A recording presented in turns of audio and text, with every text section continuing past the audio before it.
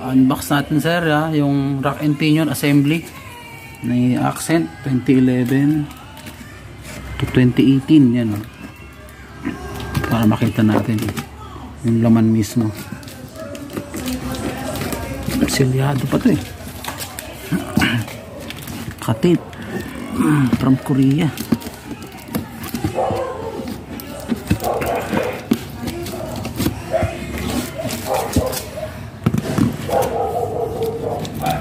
Yan si sir ito po yan po yung pyesa yan bigat to yan po yung assembly yan sama yung mga clamping nya yan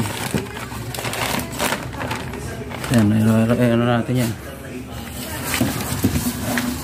i-compress pa natin yan. Yan, plug and play na ito buong assembly mismo.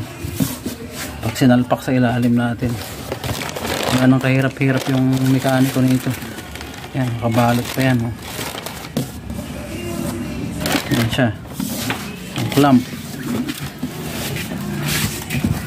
Ayan, nakapadding pa yan sa loob, sir.